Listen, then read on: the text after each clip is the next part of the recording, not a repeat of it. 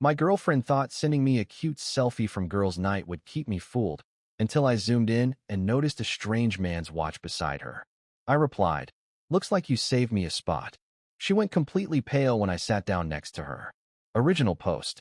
I, 33 male, had been with Maya, 29, for 6 years. We were the couple everyone envied. We lived in a high-rise in the city. I ran a boutique architectural firm. She worked in high-end real estate. We were planning a destination wedding in Amalfi for next summer.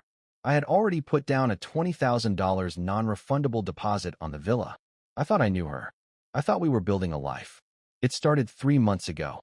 Maya began having these girls' nights every Thursday. She said it was to decompress from the stress of the luxury market. I supported it. Everyone needs their space. But she'd come home smelling not like wine and perfume, but like expensive cigars and cedarwood. When I asked about it, she'd laugh and say the bar they went to had a smoking lounge nearby. Last Thursday, she sent me a selfie. "Missing you, babe. Just girls being girls tonight," the caption read. She looked stunning, pouting at the camera, a glass of rose in her hand. But the lighting was dim. I'm an architect. I notice details. I notice lines, shadows, and reflections. I zoomed in on the glass to see the reflection of the room. I didn't see a group of women. I saw a dark, masculine leather booth. Then I saw it. Just at the edge of the frame, resting on the table next to her hand, was a wrist. A man's wrist. On it was a Patek Philippe Grand Complications. It's a $300,000 watch. I know that watch. I know it because I'd spent the last year designing a smart home complex for the man who wears it, Julian Thorne. My biggest client. My mentor. The man who was supposed to be my best man. My blood didn't boil. It turned to ice. I didn't call her. I didn't text her. I put on my coat, grabbed my keys, and drove to the Obsidian, the private club where Julian has a permanent table. I'm a member. I walked past the host. I didn't need a reservation. I walked straight to the back corner. The vulture's nest, they call it. There she was. She wasn't drinking rose anymore. She was leaning into Julian, laughing as he whispered something into her ear. His $300,000 watch was catching the light. I pulled out a chair and sat down right next to her. I didn't say a word for 5 seconds. The silence was deafening. Julian looked up, his eyes widening. Maya turned, thinking it was a waiter. When she saw my face, the color drained from her skin so fast, I thought she might faint. She went completely pale. "Looks like you saved me a spot," I said. My voice was calm. Too calm. "Elias. We were just discussing the contract for the penthouse," Maya stammered. "At 11:30 p.m. on a Thursday? While you're on a girls' night?" I looked at Julian. "Is the contract that urgent, Julian? Or are you just checking the foundations?" Julian, to his credit, didn't flinch. He just leaned back. "Elias, don't make a scene. It's not what it looks like." "It never is," I said. I stood up. I looked at Maya. "Don't bother coming home tonight. The locks are already being changed. I have a remote access system, remember? I just did it from my phone in the car." I walked out. I didn't look back. But that was just the beginning. I didn't realize how deep the betrayal went. Step 2, Update 1. I'm writing this from a hotel room because, as it turns out, you can't just kick a co-tenant out of a luxury high-rise even if you pay the entire rent. Maya showed up with the police 2 hours after I left the club. She told them I was unstable and threatening. She cried. She's very good at crying. The officers looked at me like I was a monster. They told me I had to leave for the night to cool off. I sat in my car in the parking lot and watched Julian's black SUV pull into my building's guest parking. He went up to my home with my fiancée. But here's what they didn't know. I'm an architect, but I'm also a tech geek. I designed that apartment to be a living lab for my firm. There are sensors in every wall.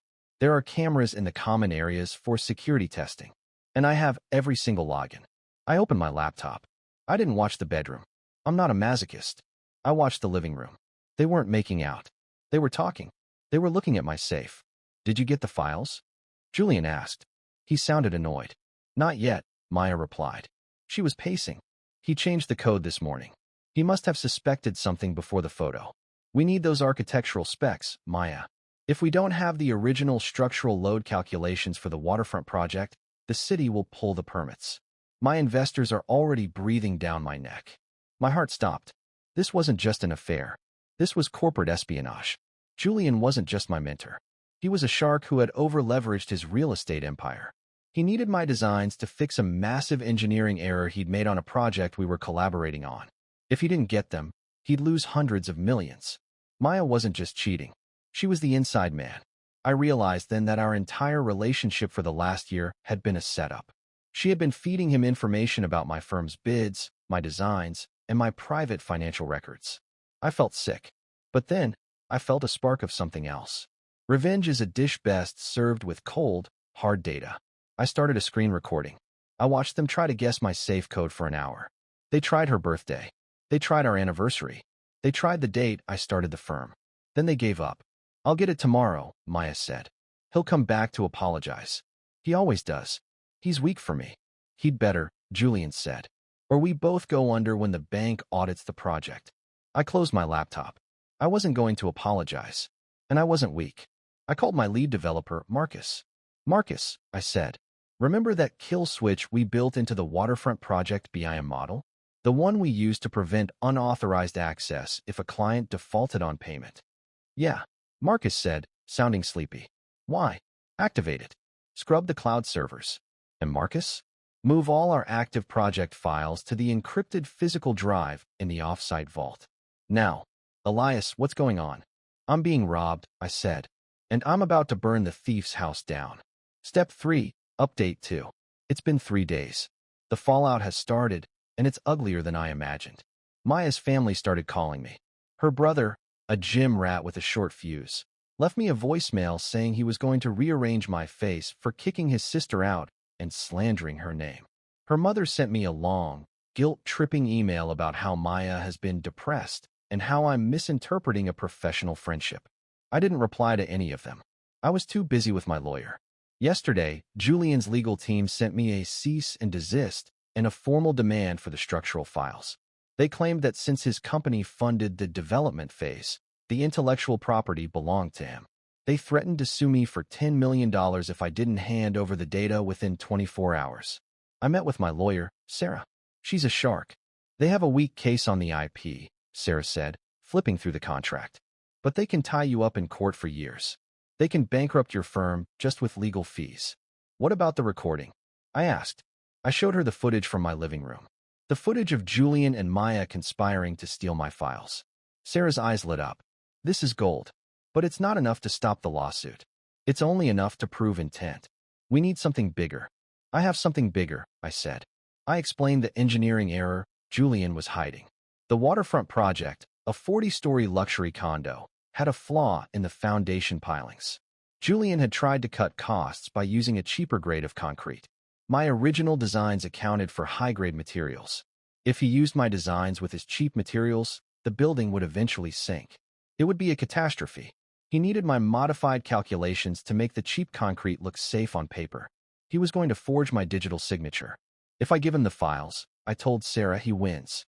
If I don't, he sues me into the ground. But there's a third option. I spent the night restoring a backup of the files. But I didn't restore the real ones. I spent 12 hours meticulously editing the structural load values. I created a version of the project that looked perfect, but was mathematically impossible. It was a digital Trojan horse. If a structural engineer looked at it for 10 minutes, they'd see the flaws. But if Julian's team plugged it into their automated construction software, it would trigger a massive, expensive, and very public stop work order from the city's safety algorithms. I sent the files this morning. I attached a note. "Here are your files, Julian. Hope they're worth everything you've lost." Within an hour, Maya texted me. "Thank you for being reasonable, Elias. I knew you'd come around. Can we talk about us now? I really miss our home." I deleted the text. I wasn't finished. Step 4, Update 3. The trap has sprung. It was faster than I expected. Julian was so desperate to resume construction that he didn't even have his chief engineer vet the files I sent. He uploaded them directly to the city planning portal to clear his safety hold. The city's AI-driven permit system flagged the discrepancies within 2 hours. By noon, a class of structural integrity warning was issued for the waterfront project. This isn't just a fine. This is a evacuate the surrounding blocks and call the news type of warning. The news crews were there by 2 p.m. Julian was caught on camera looking like a deer in headlights as inspectors swarmed the site. His investors panicked. The stock for his development group dropped 40%, in a single afternoon. But the best part? The girls' night secret. I found a hidden folder on Maya's cloud account. I knew her password was our cat's name plus her birth year. She was never creative. Inside wasn't just stuff about Julian. There was a group chat. It was called the Diamond Circle. It consisted of Maya and 4 other women in real estate and law. They weren't just friends. They were a collective. They targeted high-net-worth men in the tech and architecture industries. They'd get engaged, gain access to their finances and IP, and then divorce them, or sell their secrets to rivals. Maya had a spreadsheet. A spreadsheet. It listed my net worth, the value of my firm, the expiration date of our prenup, which I hadn't signed yet, and a potential payout column. For me, the payout was $2.5 million plus 20% of my firm's equity. I didn't just have a cheating fiancé. I had a professional parasite. I sent the spreadsheet to the husbands and boyfriends of every woman in that group chat. I knew most of them. They were my colleagues. One of them is the district attorney's brother. By 6 p.m., my phone was blowing up. Not from Maya, but from the other men. The Diamond Circle was imploding. One of the women was kicked out of her house while she was at a spa. Another was served with a lawsuit for embezzlement from her husband's medical practice. Maya finally called.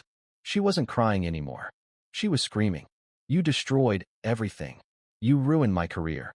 I'll never work in this city again." "You didn't have a career, Maya," I said. "You had a racket. There's a difference. Julian is going to kill you," she shrieked. "Julian is currently being interviewed by the SEC and the building department," I replied. "I don't think he has time for me." I hung up. My hands were finally steady. Step 5, Update 4. It's been a month since the waterfront project collapsed. The building is being dismantled piling by piling. It's a $200 million loss for Julian. He's filed for Chapter 11 bankruptcy. His grand complications, Patek Philippe? I saw a photo of him leaving the courthouse yesterday. His wrist was bare. Maya tried one last play. She filed a palimony suit against me, claiming that her work for my firm as an unpaid consultant entitled her to half my assets. She even produced emails from me promising her equity. Except, thanks to my IT background, I proved the emails were sent from her own laptop using a mail spoofing app while I was in surgery for my appendix last year. The judge didn't just dismiss her case. He referred her to the DA for perjury and document forgery. When she walked out of the courtroom, her mother tried to approach me. "Elias, please. She has nowhere to go. We had to sell our house to pay for her initial legal fees. She's staying on our couch. Have some mercy." I looked at the woman who had called me a monster weeks ago. "I had mercy," I said. "I gave her 6 years of my life. She tried to give me a prison sentence for structural fraud. The bank is foreclosing on her condo, right? I heard it's going up for auction." "Yes," her mother sobbed. "It's all she has left." "I know," I said. "I'm the lead bidder. I didn't actually want the condo. I just wanted her to know that I could have it. I ended up withdrawing my bid at the last second, letting some corporate rental group buy it." Maya was evicted 3 days later. The Diamond Circle is gone. 3 of the women are facing criminal charges. 2 have fled the state. I'm sitting in my apartment now. The locks are new. The security system is upgraded. The silence is wonderful. I found the ring yesterday. The $45,000 diamond I'd bought for her. I took it to a jeweler. He told me it was a lab-grown diamond. I was confused. I had the certificate for a natural stone. Then I realized Maya had swapped the stone months ago and sold the real diamond, probably to fund her girls' nights. I didn't even get mad. I just laughed. It was the perfect final detail. A fake stone for a fake woman. I took the lab-grown ring and dropped it into a concrete mixer at my new job site. It's part of the foundation now. A reminder to always check the structural integrity of the people you love. Step 6. Final update. It's been 6 months. Life is different. My firm survived the Julian Thorne scandal. In fact, we grew. Being the whistleblower who stopped a building from collapsing turned out to be the best marketing I could have asked for. I have more work than I can handle. I'm dating someone new. She's a pediatric nurse. She doesn't know what a Patek Philippe is. She thinks my architect talk is nerdy but cute. She pays for her own coffee. Last week, I saw Maya. I was walking into a grocery store, and she was coming out. She looked different. The designer clothes were gone. She was wearing a uniform for a local gym. She was carrying a bag of discounted groceries. She saw me. She stopped. For a second, I saw the old Maya, the one who would tilt her head and pout to get what she wanted. She started to walk toward me, a practiced look of regret forming on her face. Elias? I was hoping I'd run into you. I've had a lot of time to think, and I didn't let her finish. I didn't even stop walking. I just looked at my watch, a simple, rugged diver's watch I'd bought myself. Sorry, I said, walking right past her. I'm on a schedule, and I don't save spots for anyone anymore. I heard her start to say something, but I was already through the automatic doors. Julian is facing 2 to 5 years for the piling fraud. His wife, the one he'd been cheating on with Maya, divorced him and took the remaining 20% of his assets. He's living in a 2-bedroom apartment in the suburbs. I sometimes think about that Selfie, the one with the watch. It's funny how a single frame can change your entire life.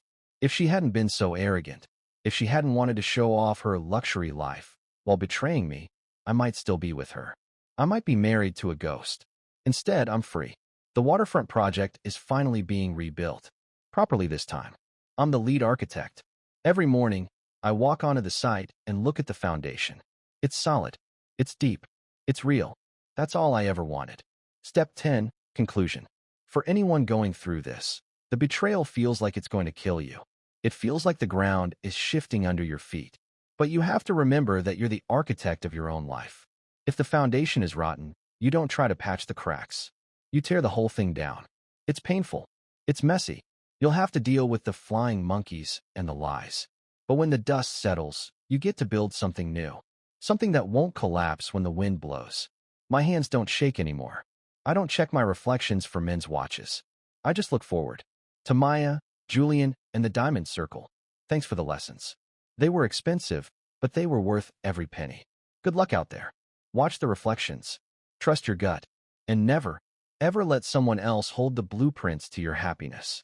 The end.